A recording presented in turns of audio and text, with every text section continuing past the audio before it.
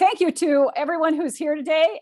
You submitted such great questions. I will try to actually respond to some of them as I am speaking.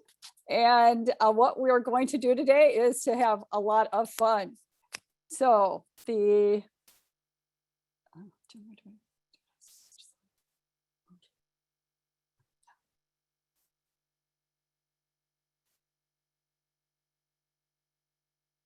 just 1 second here. We will get these slides advancing.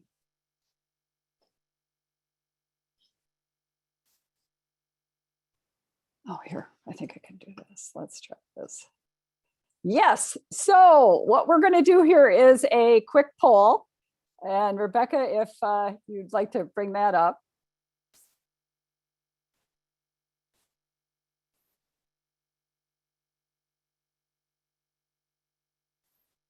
And if you would prefer to skip it, we can do that too.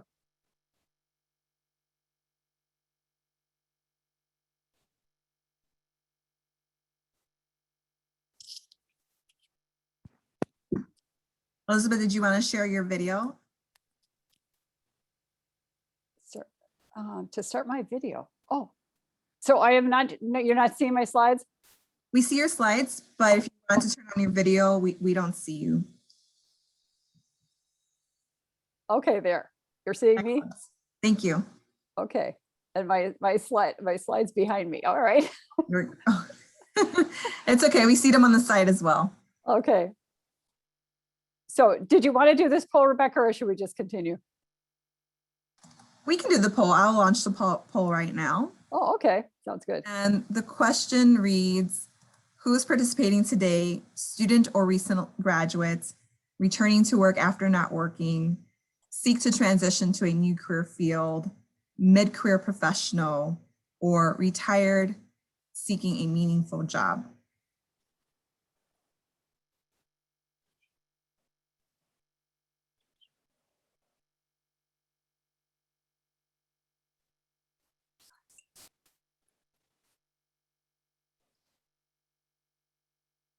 Thank you so much for responding so quickly, everyone. This is great. So I've shared the results, and it looks like 56% of attendees identify as mid-career professional, followed by seek to transition to a new career field, and then returning to work after not working. And then it's kind of tied between student or recent grad, and then retired, seeking a meaningful job. That's right. Yeah. Well, thank you so much for that. It's really helpful to know who's in the room today. And then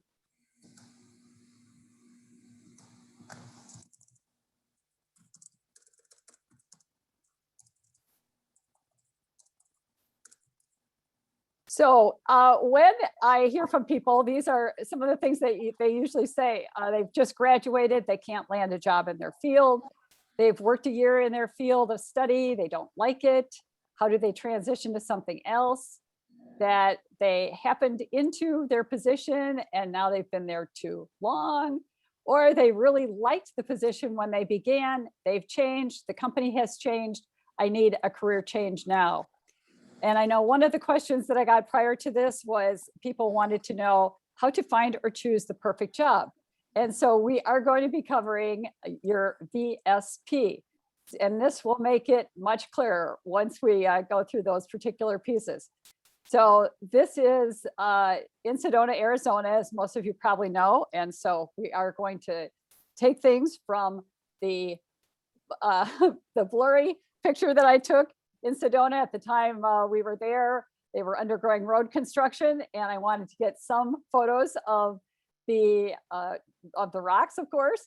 And so I was just taking them, and people said, well, why are you doing that, Elizabeth? Oh, I'll tell you, I'm going to be using this in a presentation. So we're going to go to your clear view.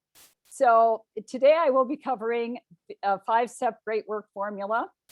You'll be doing 3 key self-report assessments, as I mentioned, that will help you learn how to energize your capabilities, leverage your accomplishments, and connect with meaningful work.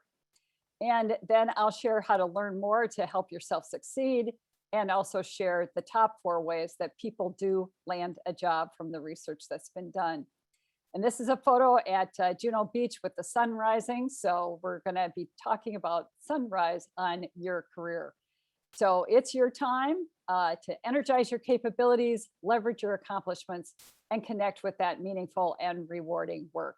And yes, people are landing jobs now, and I encourage everyone to be applying, because actually there are more jobs open now than there were before the pandemic began.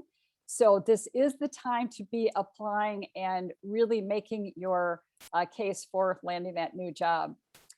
I often find that quotes are very inspirational. So this one from Henry Ford: whether you think you can or you can't, either way you are right.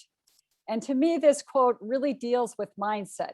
In the job search, mindset is really what's very, very important. Because if you believe and know the capabilities that you have to offer, your belief, your persistence, and your determination will equal career success. And another favorite quote of mine by Ralph Waldo Emerson that I often use on my byline, and people always comment on this: enthusiasm is the engine of success. And it truly is. And I actually wish we right now could all be around a bonfire up at Brainerd on Gull Lake. So we're going to do a quick game time here, and imagine that you're actually joining me around that beautiful bonfire that you just saw on Gull Lake in Brainerd, Minnesota, and complete the quote on the next slide. Do or do not do. There is no. And who might have said this?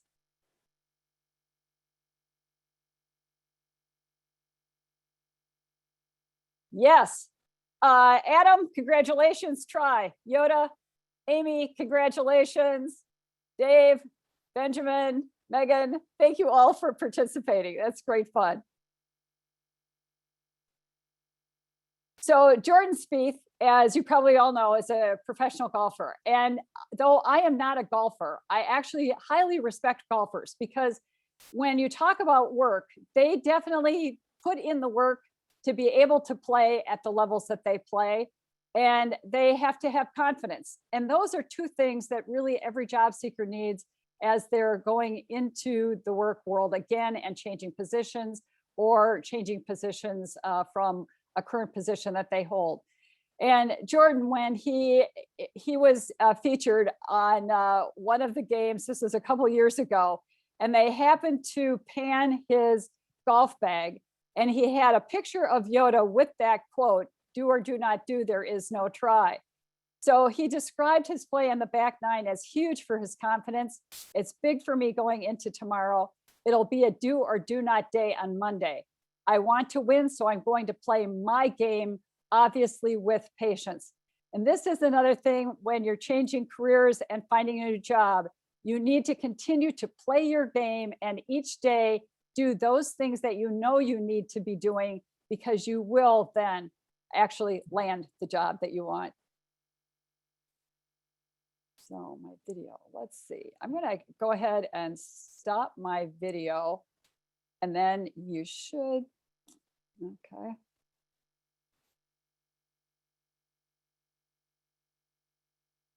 I have tried to stop my video from being there.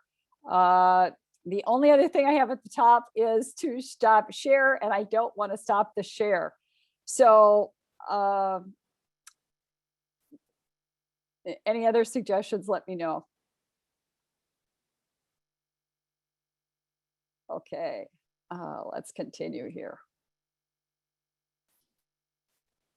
So the great work formula, your V+S+P, and is V for values, S for skills, and P for purpose. And each of these is essentially critical to your being the MVP of your career change. So the values, skills, and a purpose equal very special person. And each person is an experiment of one. Number one, you doing new things. The good life includes doing the right work on purpose. So this great work formula, the V+S+P plus career research, of course, and then making the match to the position that you actually want to land.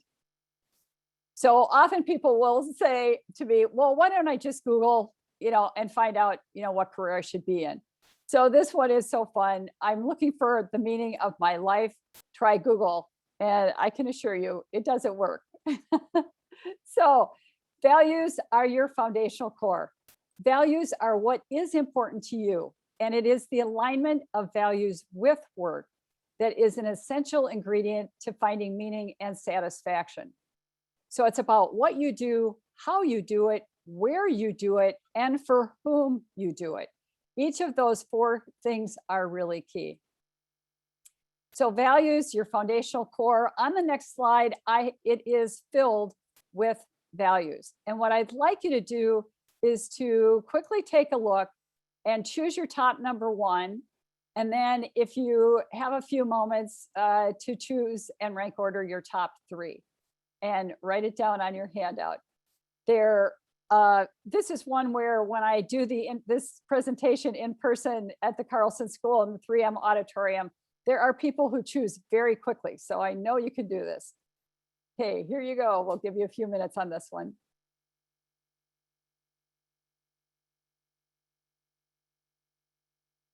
And if you have a chance to write some of yours in the chat, that would be great too.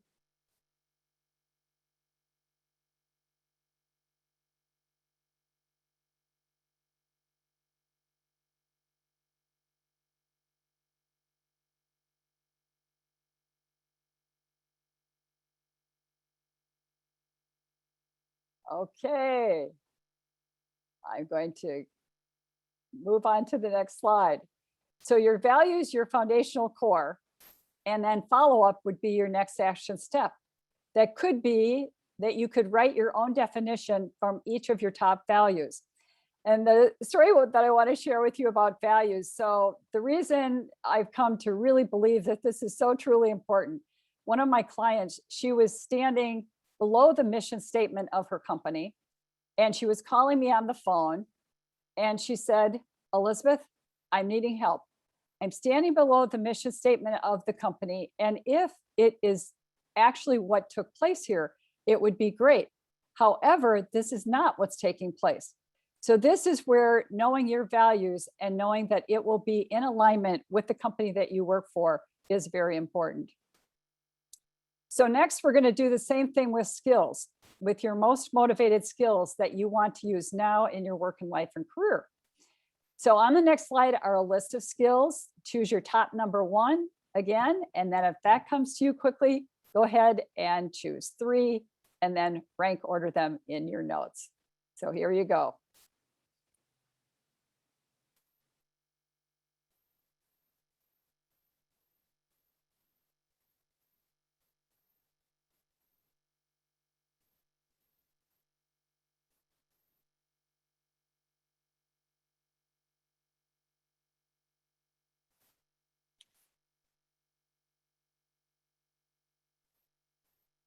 Okay, we'll move there next to purpose. Purpose is a very powerful driver of our lives. It's different from a job or request by others, to-do lists, or a career. And I was fortunate enough to be involved with Richard Leiter. Many of you have hopefully heard his name. He did a PBS special on purpose. And he was the one who introduced me to Viktor Frankl, Man's Search for Meaning. And he had actually met Viktor, had him in the Twin Cities, Minneapolis, St. Paul, and actually took him into one of the stores that sells books, and right on the shelf was Viktor Frankl's book. So it remains one of the top 12 books of all time and really does help people learn about meaning and purpose. So in Richard's work, when we're out at the University of Minnesota Landscape Arboretum for various presentations, Richard will pick up a red oak tree seed, and he will tell us to really take a look at it, because what is embedded in that particular seed can only grow into a red oak tree. So what you are doing for your own life and career is you're not trying to change what is, instead you're having the courage to find what is embedded in you. So purpose, on the next slide, I have a list of word groups for purpose. And I'd like you to choose your number one and also note the letter that's after it. And if that comes quickly to you, choose and rank order your top three and also write these in your notes. Oh, someone has asked to see the value slide again. Let's go back to that. Okay, here's the value slide again for just a second. Since I was asked more than once, definitely wanted you to be able to see this one. So this was the values, definitely core. Thank you for asking. Okay, hopefully you got it there. I'll move forward again.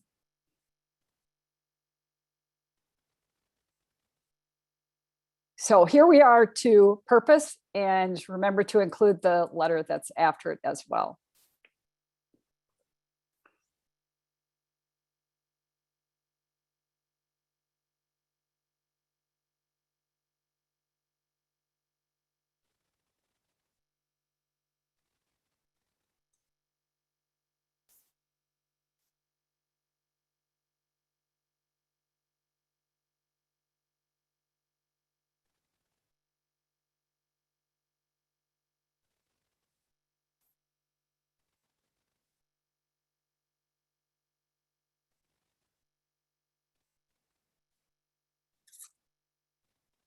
So those particular purpose words that you chose, they relate to John Holland's work. And John Holland created the Holland Code Career Inventory with 6 key occupational areas.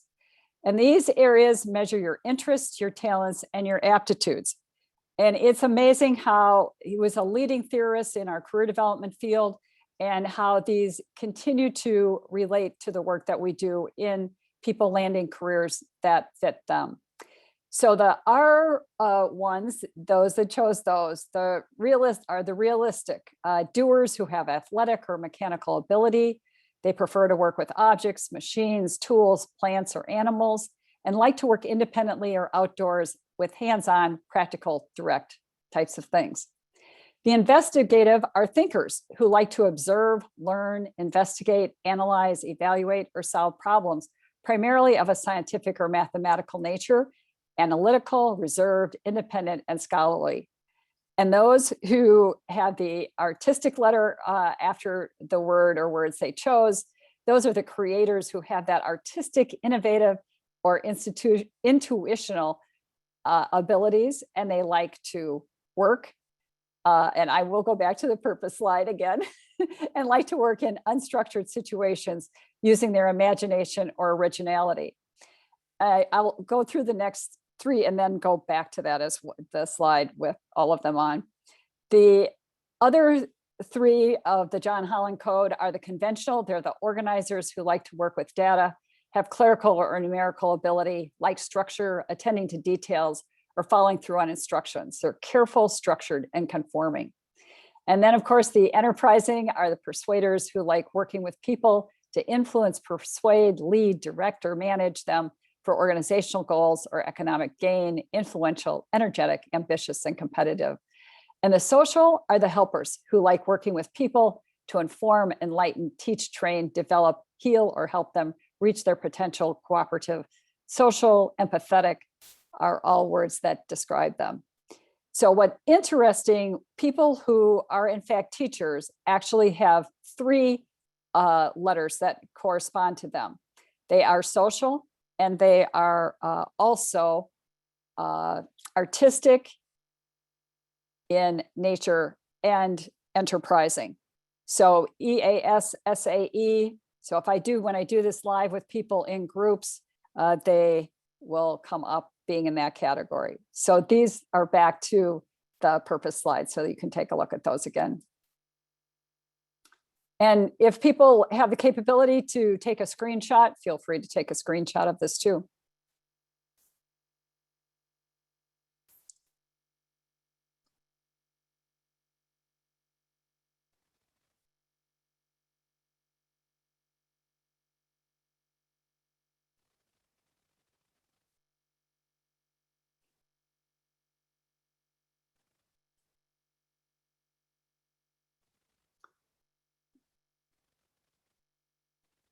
Okay, we'll go forward from here.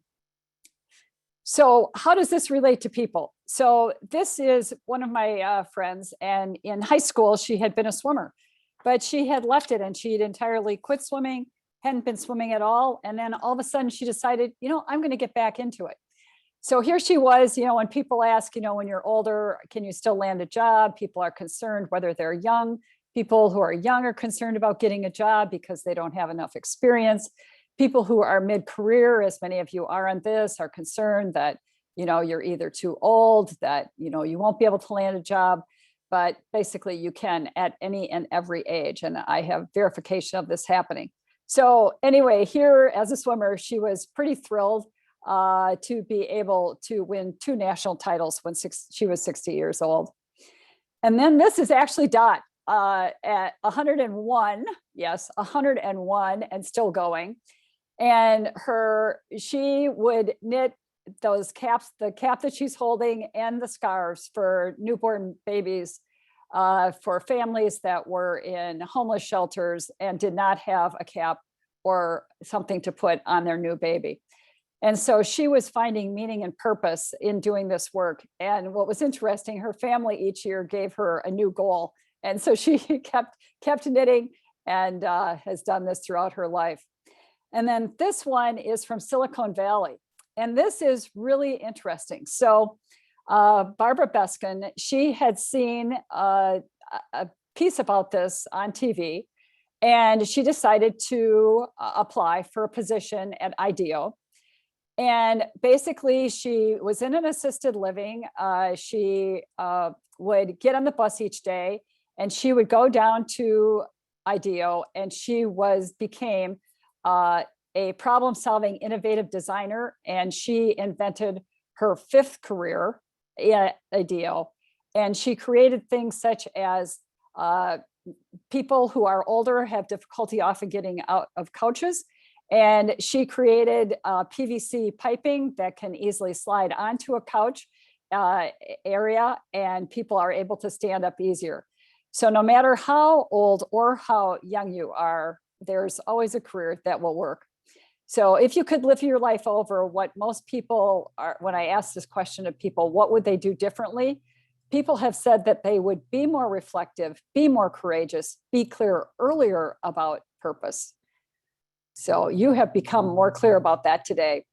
And then there are 3 elements of communication that are important in work, and it has to do with words, tone, and body language. And this study has not been replicated more recently, and yet it is really the body language that is truly important there. It comes up 55% of the time. Then tone at 38, and words is 7. So when you're dealing with anything, it's your body language when you're talking with people that's really important, and the tone, and then the words. And I think people flip that. They are more concerned about words, and and it really is about more than that. So, and it is truly amazing what a smile can do. So this is my nephew when he was 5 years old. And I had taken this photo of him.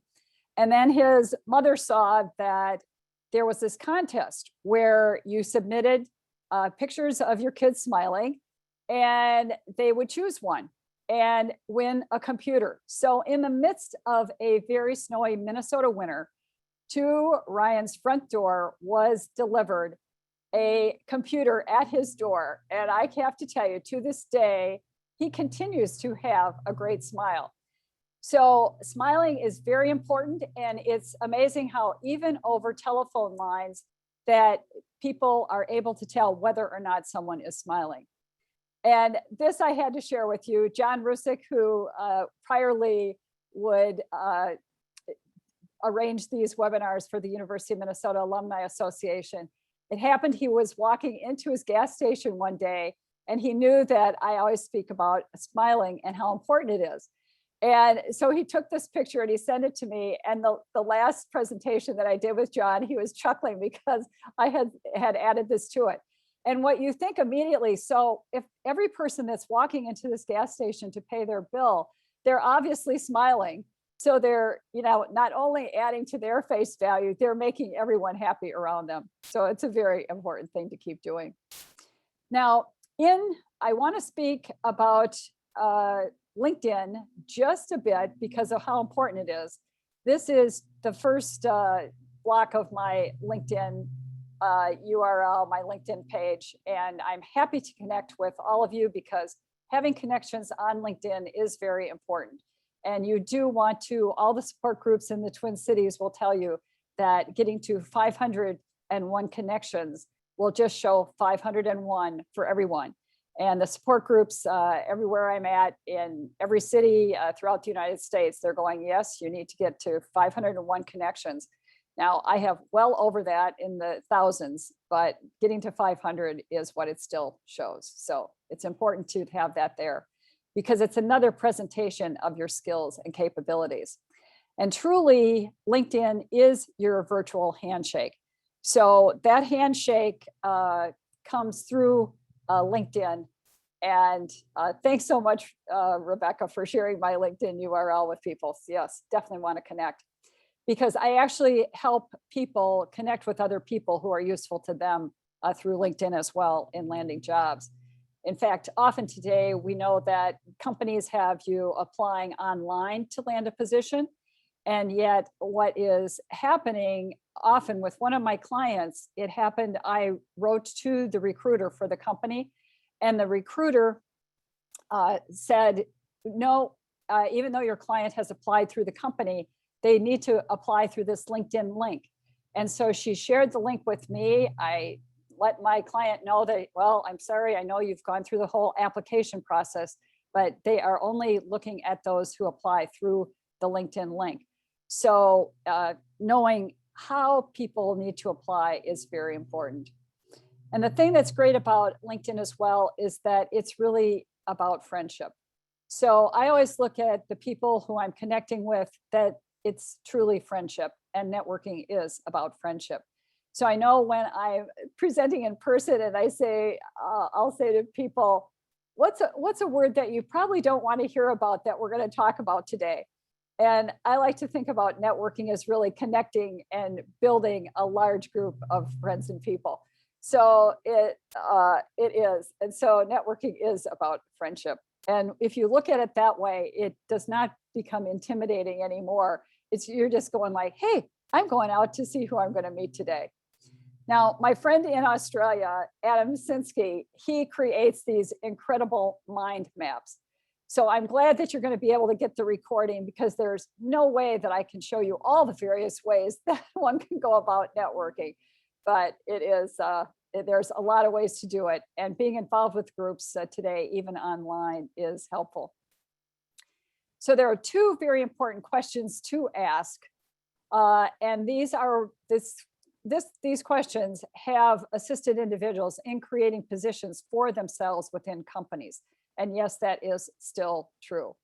So what need or challenge or problem is your department or company facing at this time? And then the following, I call this the magic question, which helps you to expand your network of contacts and to be sure to keep these contacts organized as you will continue to stay in touch with these individuals throughout your career. So who are two other people you know who could be helpful to me in my career research? And then may I use your name to contact them? Now, this is a question that you could utilize actually with your LinkedIn connections, where you're communicating with them, asking them to connect with you on LinkedIn, and then ask them this question actually, are there other people that they know who could be helpful to you in your career research? Megan, I see your question. I'll try to get back to it later, or send me a note directly. We can talk about it.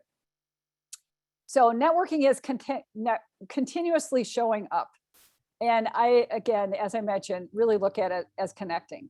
So speak about what they want to hear about, try to see what their interests are via LinkedIn and other social media they may be on as well. Because career research true or career success is directly proportional to how much fun you are having. So Earl Nightingale said that there is no luck. Luck is when preparedness meets opportunity, and opportunity is always present. When opportunity comes, it's too late to prepare. Are you prepared, and are you taking action? And I'll just say quickly, my book, Don't Slurp Your Soup, A Basic Guide to Business Etiquette, came about by my having the willingness to say yes at a time when I hadn't planned to. So I had just come home from my last M.B.A. class, I sat down on the couch, and the phone happened to ring. And of course, I was saying to myself, oh, who could this be? Well, it happens that it was a publisher. And what she was asking is that she had talked to 5 other people, but was asking me to write an etiquette book. And I had just said to myself, having just finished my M.B.A., if I get a call about anything, I'm going to say no right now. It's just, I've had enough. I need to take a break. However, I knew there were lots of people who are authors who wish that they had a publisher calling them and saying yes. So here was the finished product. So always present yourself professionally and positively everywhere. When you're using today's technology, your outgoing voicemail message, when you're leaving messages, your cell phones, your emails, your blog posts, your professionalism truly is always on stage. So keep it positive. What is your signature word? Think about that. For you, what is your signature word? Mine's enthusiastic, energized, all of those types of things fit. And basically, my focus in this book that featured entrepreneurs, they wanted one word from us and they wanted a quote. And here I have my quote as focus on each project as if it is the only one you have. So when you're in a career change, basically you definitely want to focus on that and be doing each day the things you need to do to move forward in your career. You can tell you're on the road to success. It's uphill all the way. And a person's mind, once stretched to a new idea, never goes back to its original dimensions. So risk equals reward. Don't stop when you face an obstacle. It's that perseverance, endurance, and determination that will get you to success. One of the key ingredients, and this is true for both people who are starting out in their career and those who are have been or in a mid-career or later career situation, continuous learning is really important. And this is another thing that's cool about being on LinkedIn, particularly right now. Through December 31st, I believe it is, at least that was the last I heard, that they are offering their courses there on LinkedIn, and those also then get attached to your LinkedIn profile. So it shows that you are a continuous learner. So when you have those, when you're part of multiple groups, you have unique relationships, experiences, and knowledge that others in their groups don't have. So we've covered the great work formula, your values, your skills, your purpose, and then doing your career research and making the match to the position. So we are on step 5. One of those things about doing your research and being ready all the time is basically to update your resume all the time and keep it up to date, because you never know when you are actually going to need it and want to have it. So the key thing about a resume is that you want to make the match to the position in the top first half of the first page. And you want to there put your email, of course, your city, state, zip code, not your address, your LinkedIn URL, which is very important, and your phone number. And that's how I like to lay it out, because you definitely want them calling you if they will, or emailing you. Then you have the exact position title you're going after. And then here I have included some key search terms. So again, on the top of your cover letters are still important. However, you want your resume, whether it's a first 1 or 2 page resume, to be submitted first, because often the cover letter will not have enough keywords in it to actually get you through the search engines. But here again, you want to really say how excited you are in a cover letter, that how you've accomplished certain things. Numbers, facts, and figures can always be helpful. And then add it sincerely, thank you for your time and consideration. And if you have people who will recommend you, as I will through LinkedIn, definitely have people do that way too. Your interview preparation is important for phone interviews as well as in person, and it's your time to really soar. And this is where people, even in a phone interview, or if it's a virtual interview through one of the systems like Zoom today, that you want to keep your smile on. It's the time to be prepared. You don't want to wing it. And you want to focus on those quantifiable results. And sometimes the results can be ones that you actually will write out that would be related to other achievements, not just those that are number related. But specifically prepare for each particular opportunity, don't wing it. And one of the things that you want to have when we had in-person interviews was a professional career portfolio. And I still encourage a professional career portfolio, however, that you would actually create it as a PDF. And then you could send that ahead to the person who's going to interview you, probably online right now. Professional career portfolios, they're portable proof. It allows you to show related examples of what you've done, the work prior, and making the match to that you're the perfect person to hire. So here's a couple of people who have utilized them and have made comments to me. Hi, Elizabeth, I wanted to provide you an update. I got the job as executive director in Southeast Minnesota. I loved using the portfolio in my interview and will never be without one going forward. My work with you really helped me feel more confident in the direction that I'm moving career-wise. Thank you so much. I start soon and I'm really excited. Hope you had a lovely holiday. And another, thanking me again, I landed a job as a business process analyst. I do have to say it was the shortest interview I had, less than 30 minutes, but I was able to use the portfolio to show the interview how I approach things. I think that sealed the deal. Again, thanks for your help. And if we were all in person, you would all be getting 100 grand. I have people who have told me that they actually put the wrapper on their ceiling, their bedroom ceiling. So every morning when they wake up, they focus on the fact that, yes, they are going to land a job. And couple of the last key things, you want to know your money value. So yes, asking for more money can be downright uncomfortable, but know that it's worth the nerves. A recent pay scale survey found that 44% of people who went for a raise received exactly what they asked for. And another 31% of people received the raise too. It was just less than what they were shooting for. So you definitely want to check on Glassdoor.com, Payscale.com, Salary.com are the most current ones. And but yes, I see the comment. Challenging to negotiate in these times. However, you do want to know what the positions are actually worth, because actually hiring right now is going really very well. It's actually more than prior to the pandemic. So right now there are lots of positions going and people are getting great salaries. So don't be afraid, negotiate your benefits too. This is another piece. So if you can't get it on the money part, particularly I have clients who will negotiate more personal time off. And here again, this slide incorporates the importance of negotiating. So 41% of people who didn't negotiate for their current job, 67% of them regret this later because they find out that they're working with people who are doing the same job and being paid more. So there's evidence of new ideas, expectations, and opportunities for all. John Rusick, I'm sharing this because one of the things about networking that we've spoken about some here is often follow through is what people don't do. So just definitely follow back again and follow up with people. Thank you notes, really hugely important, both email and written. I had an accountant recently, he sent a thank you via email, received a thank you back, received his job offer via email, and was happy to land the job. So there are 4 key ways to land a job. Connecting to create your own sales force through networking, 33 to 58% of the time, most effective.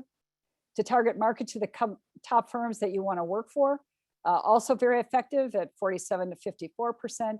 And job clubs, state and federal employment, 14 to 38% success. And recruiters and staffing agencies are 5 to 28%.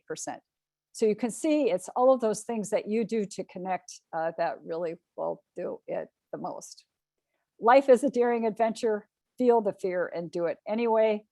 The Pareto principle, 80-20, 80% effective by achieving 20% of your goals. Wisdom is knowing what to do next. Virtue is doing it. And yes, let's go into questions, Rebecca. All right, thank you so much, Elizabeth, for that wonderful presentation. If you have any questions, feel free to drop them into the Q&A box. You could also drop them in the chat. I'll be monitoring both and then presenting those questions to Elizabeth. And Elizabeth, if you see questions in there that you'd like to answer, feel free to call them out as well. Oh, let's see.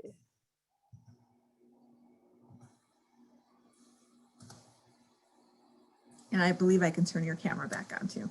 Okay, great. That'll be good. Have all the power. Yes, you do. Somewhere.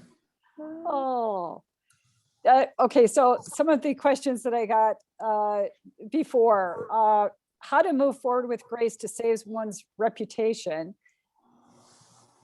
Let's see, start from there. Yeah, there we go. How to move forward with grace. Oh, let me see. To save one's reputation after an ostensible wrongful termination at a first job. Basically, the only person who knows about that is you. So I would say you don't need to worry about it. You go forth for what it is that you want to land. Then another question that I got priorly. Oh, here's one right here. Would you suggest you coming in? Yes, thanks. Would you suggest taking a personality test like the Enneagram to figure out one's values? Basically, I find all of the assessments are useful in some way. So if it's something that you're able to do and take and feel that it would be helpful to you, definitely go for it. How do you navigate demonstrating success when most projects are attorney-client privileged? So is this coming from an attorney perhaps? Basically, you could speak about them generally and are not talking specifically about a particular client. Mm-hmm. Yeah, and then Rebecca, they're asking here, copy of the presentation. Yes. Okay. Looks like there's a question here. How do you build a portfolio when you can't take work product outside of the organization? That's a very good one, because I talked to that professional career portfolio, which is really helpful. I would say that you recreate. So I have clients who will recreate examples so that they're not talking about it from the actual organization that they worked for. Now, another thing too that's really helpful to you right now to collect is every time someone sends you an email, hey, thanks for working on that project, you did a great job. I have a client who actually has collected all of those and has 5 pages of all the positive comments that coworkers or the people that they worked with gave to them. And it's basically not divulging, when or where that was usually, unless they put it in it. That's really, really helpful for landing work, because then you can show that in an interview. Again, this is something today you could send via PDF to the person if you're interviewing virtually, so that then they're able to see all the great work. Because yeah, you're being able to share important information with people right now is very important. Great. Thank you so much to people for all the wonderful comments about this. So many questions, yeah. I really appreciate it. Yeah. There's a question here. Any suggestions on how to better identify where you want to go in your career? I'm struggling to know where I want to go and feel stuck. All right. So one of the top things is to first check out the top 20 companies that you'd want to work for. So one of the things to do is really to look at, because there are definitely the more credible companies, and we have them, fortunately for those of you who are in the greater St. Paul, Minneapolis area, we have tons of top companies here, which when I work with people in other parts of the world and actually other parts of the United States, not nearly as lucky as those of you who are in the Twin Cities or greater Minneapolis, St. Paul.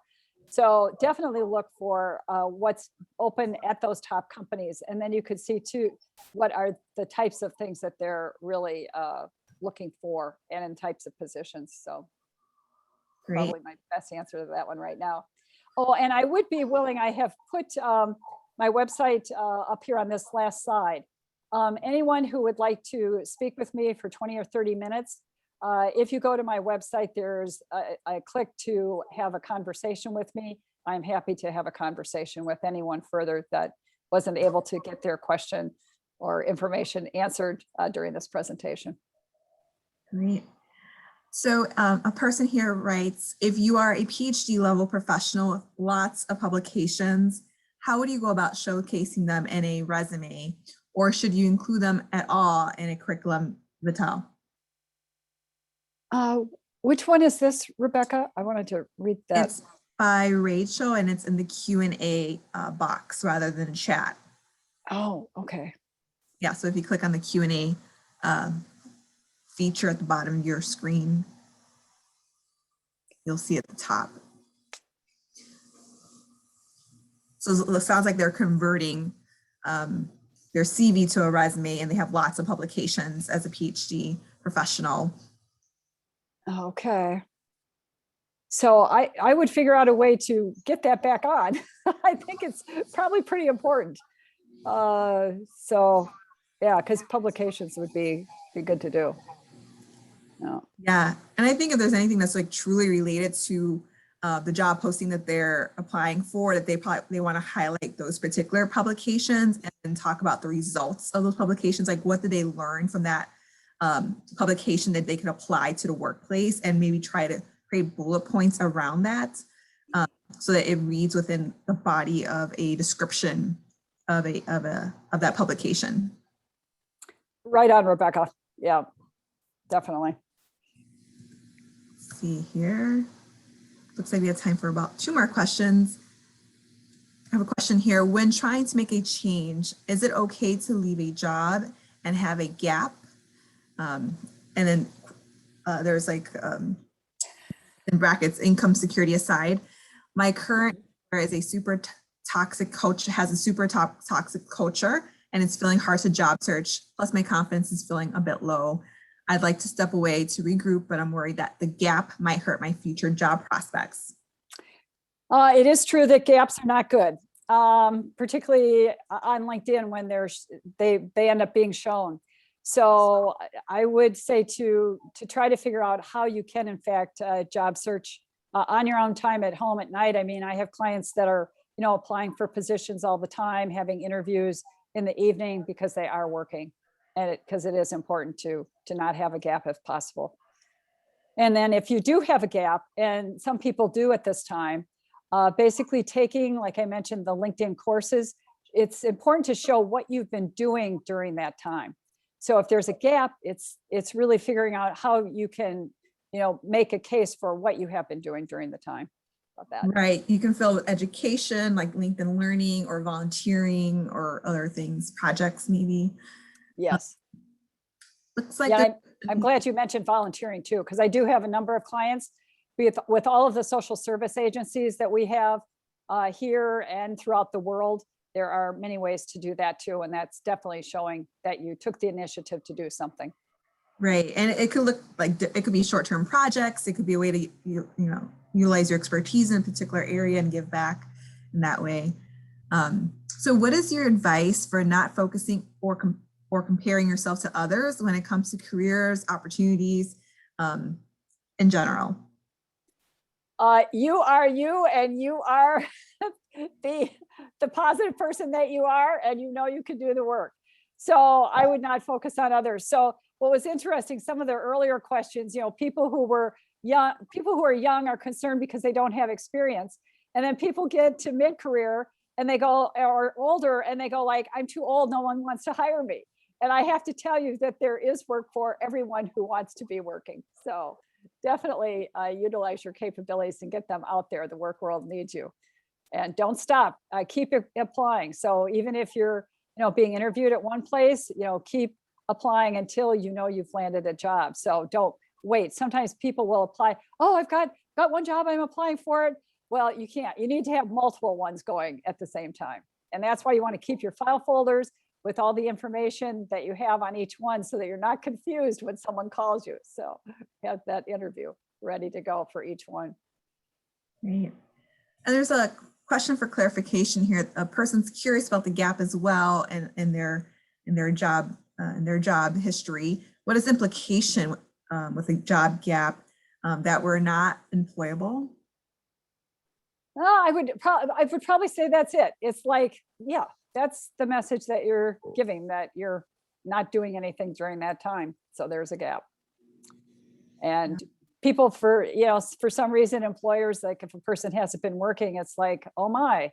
And I say, well, that's why you want to show that you've been doing other things so that you don't have a gap. Great. That's probably all the time we have for questions. I see there's a number of questions in here about LinkedIn Learning. I'll be sending out some information about LinkedIn Learning in my follow-up email to everyone. There's also some questions here about transitioning from higher education to a career outside of academia. Also some information about that as well and resources. And then anything else we did not get to, feel free to reach out to Elizabeth to kind of seek out her resources and advice. So thank you so much for your time, Elizabeth. I really appreciate it. I will be sending out the recording of this webinar to everyone within about 2 to 3 business days, if not sooner, as well as a lot of the resources that we shared here today. So I thank you for your time and energy and hope that you have a wonderful rest of your day. Bye, everyone. Thank you for being here. Bye, thank you.